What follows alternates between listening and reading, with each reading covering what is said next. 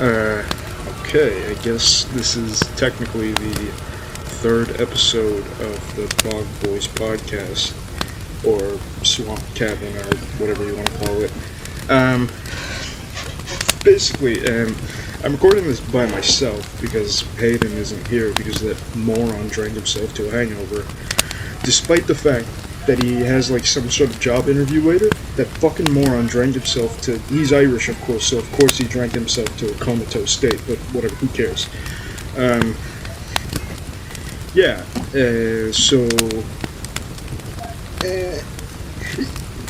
Basically, before I say anything else, I would just like to preface by saying, whatever happens in the future, it'll never be as bad as episode 2, because episode 2 was actual shit. It was fucking garbage.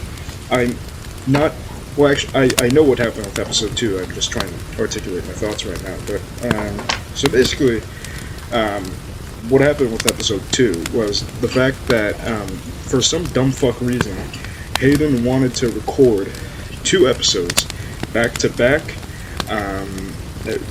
We would record the first episode and the second episode back to back for whatever reason. And of course, by the second episode, we were just kind of exhausted of topics and just things to talk about. So, while in the first episode, I think we kind of had some interesting things to talk about, I guess. We had topics, sort of. Conceptually, or just like in practical execution, we didn't do too bad, I thought. We had topics, each of us made some kind of good points, I guess. I don't know, we talked about interesting shit, I guess. But by the second episode, it completely devolved to us not really having any topics at all. In fact, it wasn't really even a conversation. It was just sort of us. It was just sort of us, just kind of rambling on, and for like a good 30 minutes of it, it was just like it had so much visual components that could only apply to us, because for 30 minutes we were just on our computers searching up shit like Google Maps or whatever for like the 2 people that listen to this. Like I doubt anybody actually listens to this, but yeah. So, episode 2, a total shit show, like actual fucking garbage. Never again. Like, literally, never again. That is my one goal with this thing, this dumbass fucking stupid project that we do every week. That is my one goal. We cannot be as bad as episode 2. Episode 2 was actual fucking garbage. We cannot let that happen again. That was so goddamn stupid. I don't know how we let that happen, but it happened. And we uploaded it, and I don't think anybody actually watched it. Better for me. So that's the introduction, I guess. As for topics, I'm not exactly sure where to go from here, considering this is a one-man cast, just a one-man recording. I don't really have anybody else to bounce off of, so. Yeah.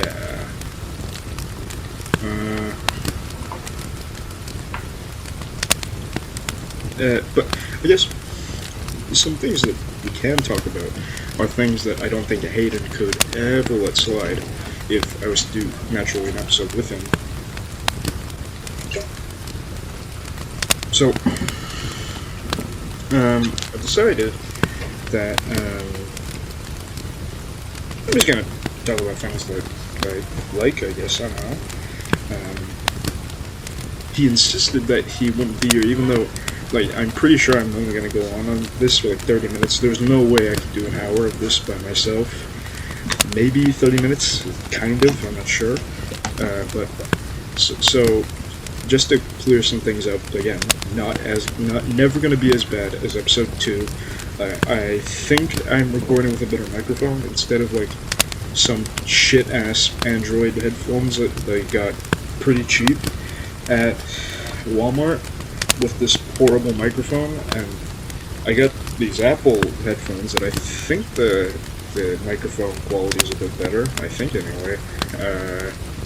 And I've also I'm recording my own audio finally through Microsoft Voice Recorder, because I am not a fucking music producer like Haden, who drank himself to near death irresponsibly, that stupid moron. But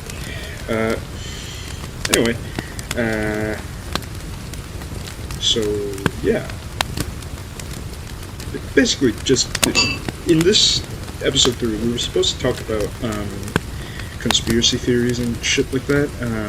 We were gonna go on, I think we were gonna, like, on our own time do research and just sort of look into our own things, but obviously unless I actually go looking for that for an episode to bounce off them with, I don't think I could actually present any conspiracy theories myself. So instead, I'm just gonna come up with something interesting else, I guess, I don't know, that just interests me. And I think one thing that I would like to bring up would probably be abandoned areas.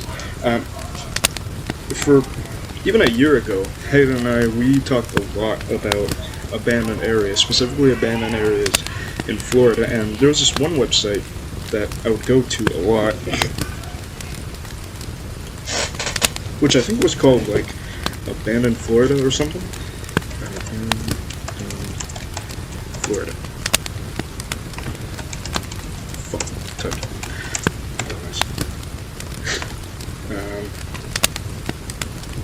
Also, you could probably tell that this is completely unplanned, and I have no script, and I'm completely with my back against the wall, and I'm just going along with this, and sorry if at times this feels like a 11th grade student writing an essay and artificially prolonging it. That's probably going to happen a few times, but I don't know. So yeah, just a few places in Florida, and I would look at these places a lot, and I would ask Haden about this, and I know we probably, like, whenever we say we're gonna do something, we joke about it quite a lot. Like, I don't think we ever actually planned to go to any of these places, but you know, like, it was all just a joke. Like, about a year ago, he actually wanted to do this shit-ass podcast, and I originally thought it was just a joke. Like, I thought it was just a funny bit, but then 2 weeks ago, no, 1 week ago, my bad. 1 week ago on Christmas Eve, or the day before Christmas Eve, he just all of a sudden just brought it up again out of the blue, and I just went along with it, I guess. But we talk a lot about going to these abandoned places, and we talk about a lot of shit. Like, we also talked about this, like, transcontinental American trip that, of course, we would never actually do, because I don't think we have the time or money to do that, or the time, money, or liberty to do that. But yeah, this Abandoned Florida website was one of those things that we would talk about quite a bit, and we would always joke about just going to these random places, and I think for maybe 10 minutes or 15 minutes, I don't know, just to iron out some time for this short 30-minute episode, I think I could just maybe read a couple of these articles that I thought were just interesting, you know? The first one that always piqued my interest was the Ybor tunnels, which Ybor isn't just a place that I have talked with Haden about quite a bit. I've talked about it with another one of my friends who I think I might drag onto this if Haden can't come for the next episode. As he said, he might not be able to come for episode 4 as well, so I might as well just drag him on as well. But yeah, Ybor tunnels, I think I'll just read from the beginning of the article. The Ybor tunnels, smuggling tunnels. Oh, well, I guess I should just give an introduction. So basically, during the early 1900s, when the mafia was rising in Tampa, the gangs around Ybor and around Tampa, they would use this underground tunnel system in Ybor, which I don't think people even realize or realize just how big it is. I don't think it's actually known how big these tunnels are, this underground tunnel system, but these gangsters, they would use this underground tunnel system to carry stuff like drugs, prostitutes. I'm pretty sure they even sometimes smuggle each other out. It's been quite a bit since I've read this article, but yeah, that's the context, so I think I'll just start from the beginning. Ybor tunnels. The Ybor city smuggling tunnels are perhaps one of the greatest urban legends in Tampa. Miles of tunnels underneath the city rumored to have been used during the Prohibition era to move liquor between buildings, as well as smuggling Chinese women to be sold into prostitution. The story starts on March 10th, 1880, with the birth of Charles McKay Charlie Wall. His parents were Matilda McKay, the daughter of a former mayor, and Dr. John Perry Wall, a former mayor of Tampa, civic leader, and highly respected physician who devoted his medical career to studying yellow fever and other communicable diseases. Many sources indicate the death of his father as the breaking point for young Charlie, as he would end up shooting his stepmother with a .22 rifle and wounding her, resulting in him being sent to military school.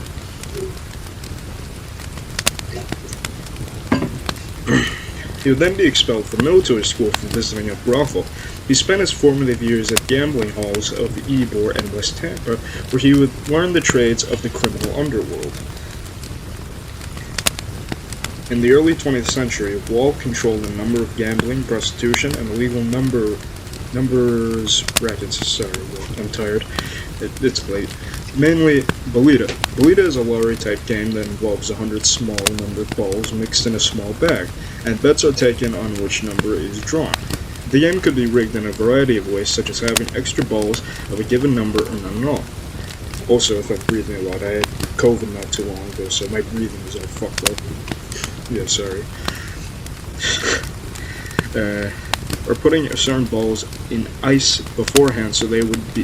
The game could be rigged in a variety of ways, such as having extra balls of a given number or none at all, filling certain balls with lead so they would sink to the bottom of the bag, or putting certain balls in ice beforehand so they could be cold and therefore easy for the selector to find by touch.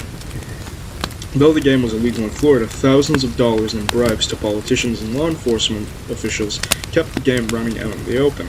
The first Italian gang and mafia in Tampa was created in 1925 by Ignacio Antinori, one of the first mobsters to emerge in Florida during the Prohibition era. He soon met Santo Trafficante Sr., a powerful mobster who had set up Bolita games throughout the city, and together with Antinori expanded the Bolita games across the state. By the 1930s, Antinori was a well-known drug kingpin and the Italian crime boss, having one of the largest heroin trafficking operations in the country. By this time, Ignacio Antinori and Charlie Wall were in a bloody war, which would later be known as the Era of Blood. The feud ended on October 22nd. Also, you can probably tell I am not a narrator at all. The feud ended on October 22nd, 1940, when Antinori had the back of his head blown off with a sawed-off shotgun while sipping coffee at the Palm Garden in Tampa. Fuck me. The gunmen were not associated with Wall, but rather a dissatisfied customer of the Chicago Mafia, who Antinori refused to refund a bad shipment of narcotics. The war left Wall's organization weakened, leaving Santo Trafficante Sr. as one of the last and most powerful bosses in Tampa. Trafficante had controlled most of the city and began teaching his son, Santo Trafficante Jr., how to run the city. Trafficante Sr. knew he was being watched by police after Charlie Wall's testimonial at the Kefauver hearings. Both Traficantes fled to Cuba. After the hearings, the Traficantes returned to Tampa and retook control of the city after killing Jimmy Lumia, who controlled the city while they were in Cuba. In 1953, Traficante Jr. survived an assassination attempt and suspected it was Charlie Wall. In April 1955, Wall was bludgeoned with a baseball bat and his throat slit in his home by an unknown number of assailants, most likely sent on behalf of Traficante Jr., a bloody end to Tampa's first organized crime boss. There's no doubt that tunnels do exist under Ybor, but their purpose is highly debated. The most common belief is that bootleggers or the Tampa Mafia dug the tunnels under many of the establishments along the Ybor city's main drag, connecting them to the port, allowing easy smuggling of shipments of liquor in and out of the city. This belief was further made popular in Scott Dietschy's book, Cigar City Mafia, A Complete History of the Tampa Underworld, where he says under the crowded streets of Ybor is a series of tunnels, the use of which has never been fully documented. The tunnels ran under some of the early gaming... Oh my god, I'm so sorry. The tunnels run under some of the early gaming palaces and down along the streets toward the port of Tampa. In late 2018, a tunnel was unearthed at the 12th Street and 6th Avenue during the beginning phase of development for a new headquarters for Masonite International, a manufacturer of interior and exterior doors. It was 5 feet tall and just a wide. The walls and ceilings were made up of 3 layers of brick with flooring made of wood. According to many historians, the tunnels were built sometime between 1885 in the late 1890s as a storm and sanitary sewer. Around the time, Charlie Wall was still a young kid. It resembled other dual-use sewers, but in other cities during the 19th century, and had pipes dating back to that period.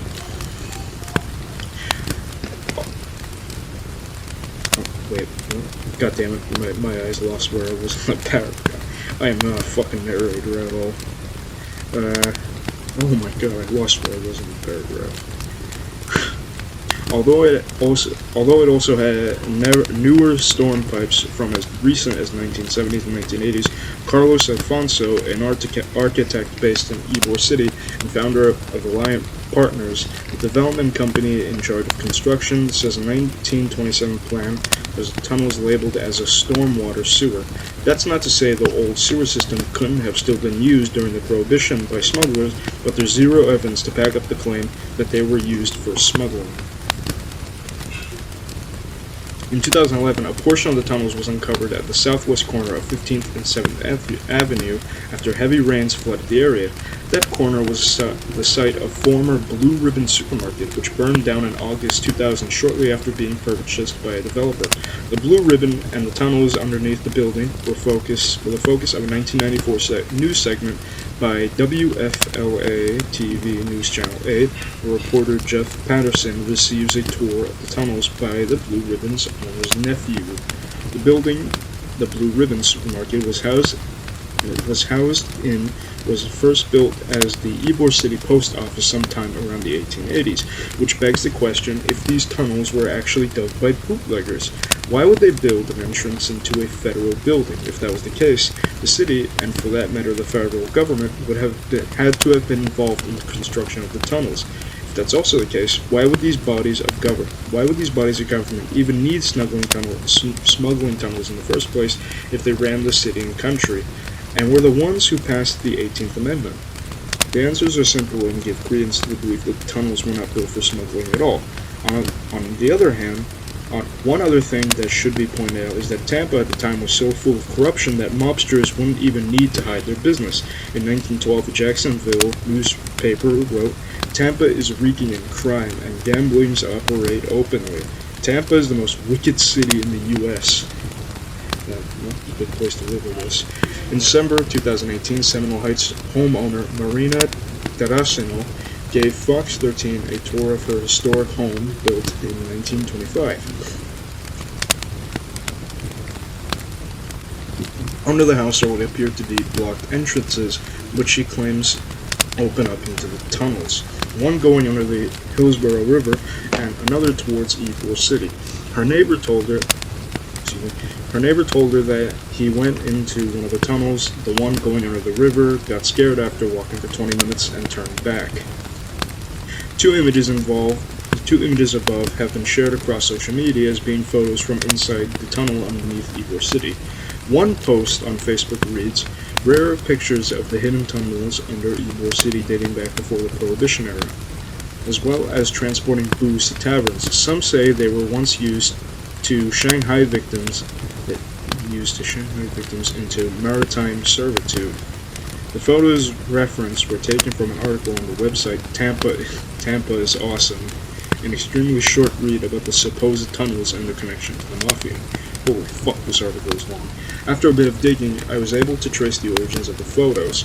The first image, left, was taken by Okay, so basically, the rest of the article just goes into a bunch of people who found the tunnels. I basically just wanted to go over the history of the tunnels and their sort of background, and yeah, I don't really have much else to say aside from the fact that I think is pretty goddamn cool. I don't think if that's evident by our podcast or maybe our accents or whatever, but we both live here in Tampa. We record in Tampa. We both record in the Swamp Cabin, don't be confused. And yeah, I just think it's fucking goddamn awesome that we have this whole city there's a city that we live in, Tampa, and in a certain section of Ybor, there's this goddamn underground tunnel system. Like, you think about the Paris catacombs or the Odessa catacombs, and usually when you think of underground systems like that, you think of places like Europe, West Asia, like the tombs in China. These are places that you would associate with older civilizations, but I just think, as someone who's interested in history, that in this Western country, the New World, America, in the 1800s, there's this town with this huge, complex underground tunnel system that might have been used for smuggling, might have been used for smuggling prostitutes, drugs, who knows really. But then the backstory gets even more interesting when you could think that when, you know, the element of that it not only did it go into bars, but there was this one subsection of the tunnels that led straight into a federal building. So you could wonder, were there some people in the federal government that were somehow involved in the crime scene in Tampa? Well, actually, I said I wouldn't bring up any conspiracies, but I guess this is actually quite a nice fit for some kind of conspiracy, I guess. You know, it's interesting to think that there's this crime scene in this mafia scene in Tampa, and the federal government could have been involved. Maybe they might have helped maybe they would have helped one of the sides, maybe Traficante or Charlie Wall. Maybe they helped both sides, or not help both sides. Maybe they were using both sides and trying to get them to sort of eliminate one another just so they can make their job easier, I guess. Or maybe there was some corrupt ass shit going in Tampa government. I just find it fascinating as hell. Yeah, that was one thing that I brought up. For the two people that are listening to this, I'm sorry you had to listen to my horrible excusive narration. That must have been fucking awful to listen to. I'm sorry. Not only have I never really had a good speaking voice, but I don't know why I'm doing this podcast, and especially by myself. Not only have I never really had a great speaking voice, but not too long ago, I also had COVID, which kind of hit my breathing, and breathing during all that talking. I can never be a musician. Yeah. But aside from my horrible narration, I think it's just an interesting topic, and I don't think it's a topic that Haden would even want to bring up on the podcast, but yeah, I originally planned to not even bring up any conspiracies, but I guess I somewhat brought a conspiracy, huh? Somewhat, I guess, I don't know. Yeah. But something else that, I guess some other things, because, you know, this is just an episode with just me, so Haden doesn't have to moderate it and talk about it at all. But as for me personally, something else for me personally, some developments in the world of the fantasy genre, specifically the medieval fantasy genre, that interests me quite a lot. This isn't really supposed to be like any formal analysis or anything like that. This is just purely my thoughts, because these two topics, I don't really think I have anyone else to talk about. I don't really know anybody else that are as interested as I am, or at least I'm not close with anybody else who's as interested into these topics, as me. So this is just, I guess, a good time to sort of just get my thoughts out somewhere, so I could also drag out this episode to at least 30 minutes. But one thing is Berserk. So I read chapter, 356? Yeah, what was it? The number was 356, right? 356. Yeah, 356. So I kind of want to just sort of vent about that ending, because I honestly thought that it was appropriate enough. I highly doubt that Berserk will ever continue. I know a lot of people are hopeful that Studio Gaga and Miura's assistants, which rest in peace, Miura-san, but a lot of people are hopeful that Miura's assistants will, or I hope too, but I doubt it'll happen, that Miura's assistant will continue on with Berserk and they'll make something else out of it, but I just can't see what happening personally. That's not to say that I don't want them to do it. I don't want them to at least attempt, but maybe I'm just being a cynical ass, like I usually do a lot, but I'm just not very hopeful of the assistants at Studio Gaga coming to fruition with these plans to continue Berserk. But I guess if we have to end on 365, like if 365 is definitively the end of Berserk, then honestly, it doesn't really bother me that much. I know there are still a few cliffhangers, like at nearing the end of the chapter,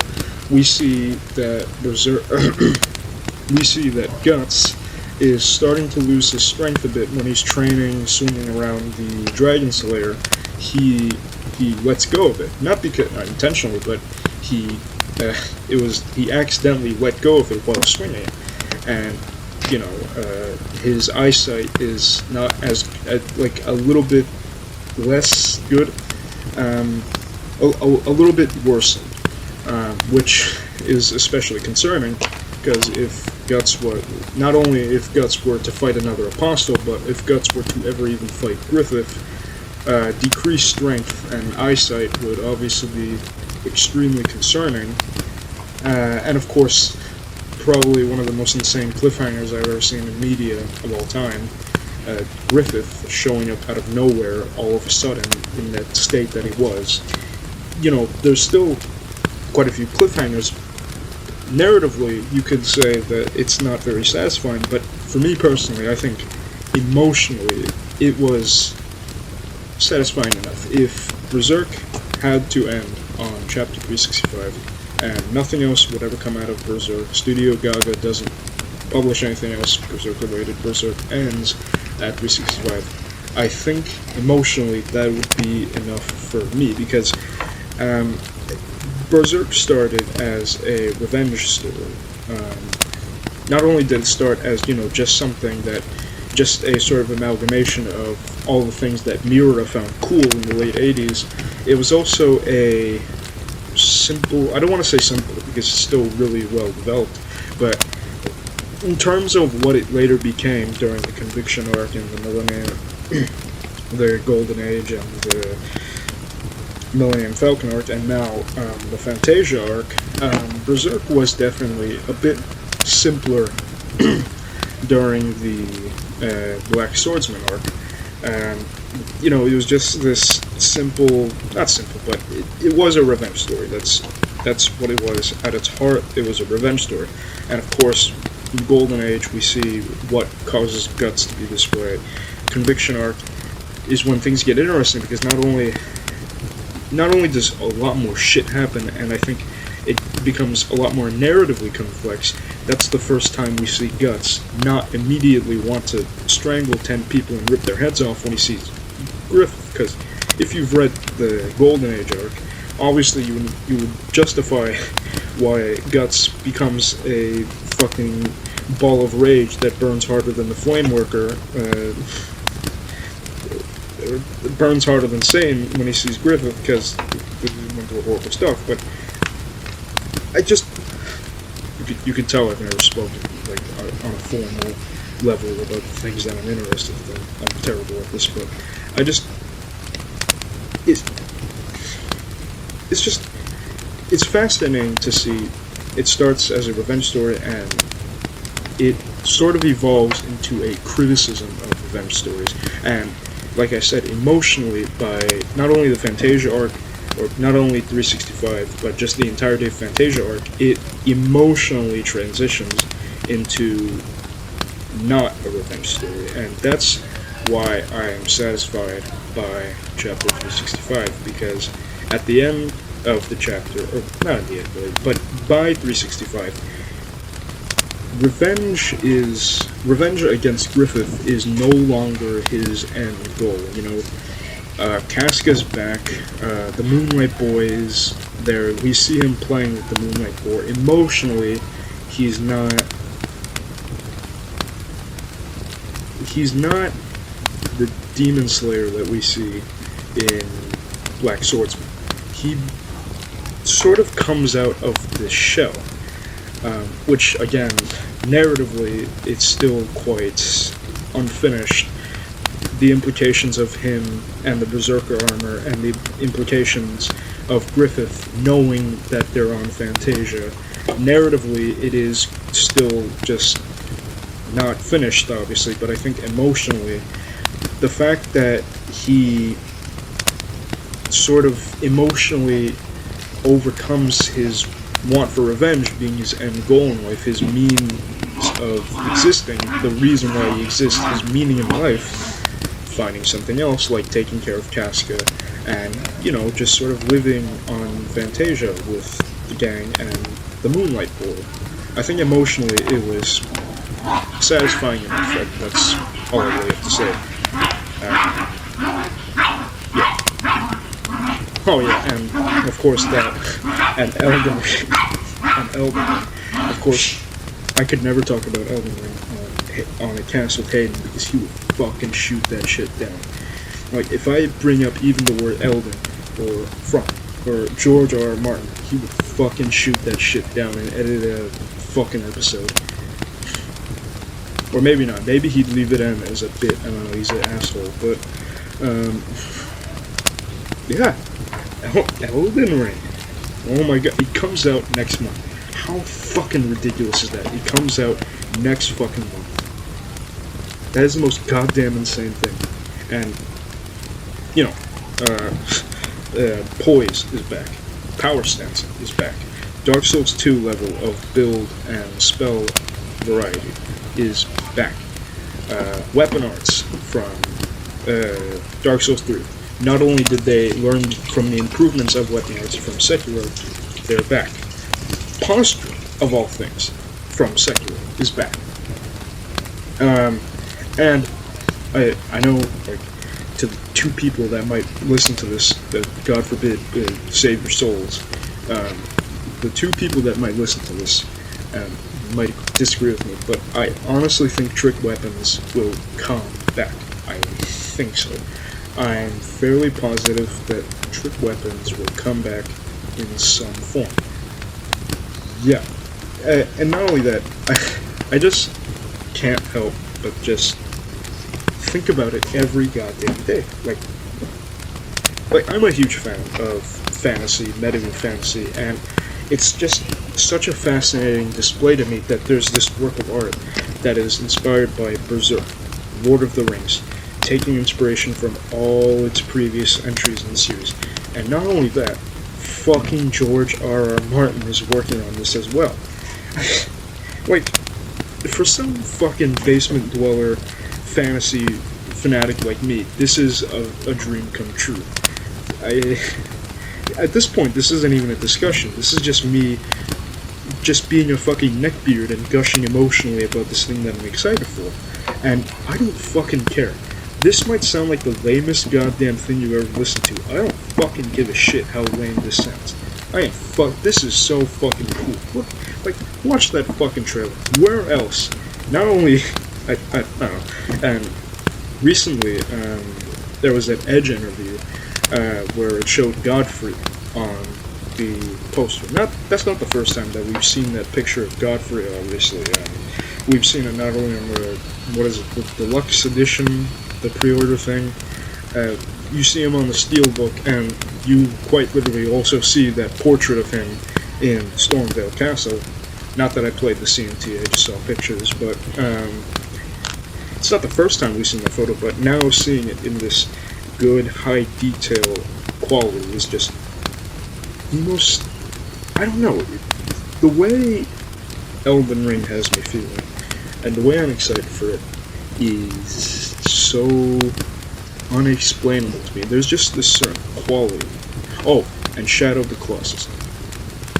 This might also, I think a lot of people would also disagree, but I honestly wouldn't be surprised if Elden Ring takes a bit of inspiration from Shadow of the Colossus, because I know Miyazaki is a huge fan of Fumito Ueda, and Ico was the game that got him to direct games, but also Shadow of the Colossus. I don't think he's ever even talked about Shadow of the Colossus to some capacity, but I'm almost certain that he likes that game quite a bit, and I wouldn't be surprised if you see those Shadow of the Colossus inspirations. And also the fact that the CNT, how long was the CNT? Fucking, 10 hours if you do everything? That's literally the very beginning of the game. When this game comes out, I will have no life. I'm gonna have no fucking life, alright? No life. Not that I had a life to begin with, but my life will plummet. Not really, I hope that doesn't happen. But, it's a looming threat. It's a looming threat, I'll just say that.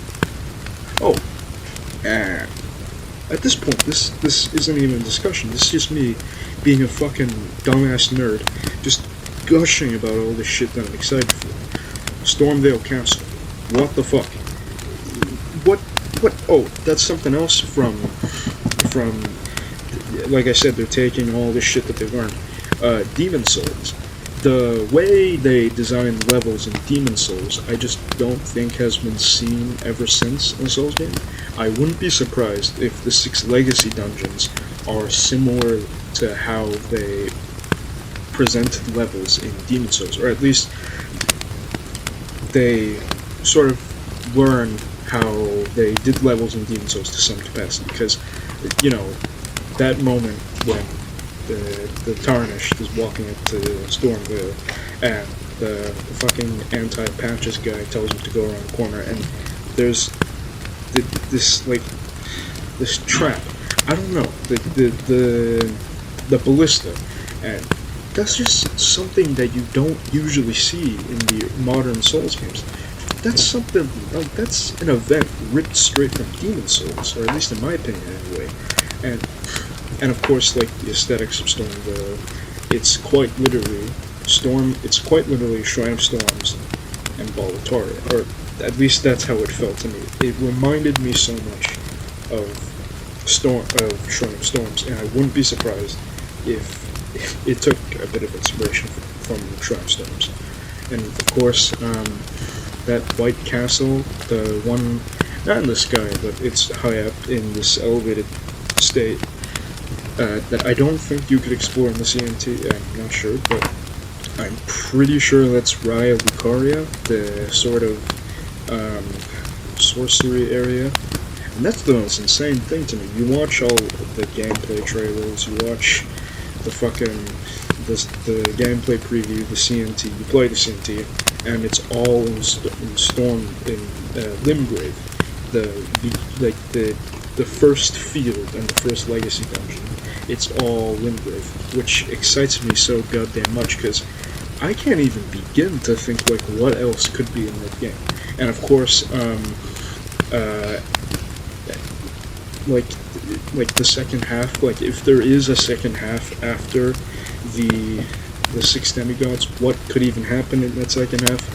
I don't really even know, and I'm pretty sure that information is out there, like on 4chan or 9gag or something, thanks to that dumb fuck data mine, but I don't even want to know, but yeah, basically I got nothing else.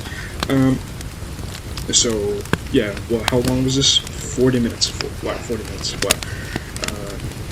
I say 40 minutes, wow, like, in the surprise, I did this in 40 minutes, but I'm pretty sure, like, 1/3 of that is me just going, or silence to just subtly, just ever so slightly, subtly drag it out.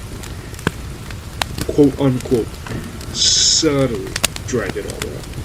But yeah, I guess that was episode 3 of the Bog Boys podcast, or Swamp Cabin, or Foggy Bog Lodge. I don't give a fuck how this podcast is referred to. Okay, I don't even think it has an official name. It's just this liquidized thing that just floats around the internet,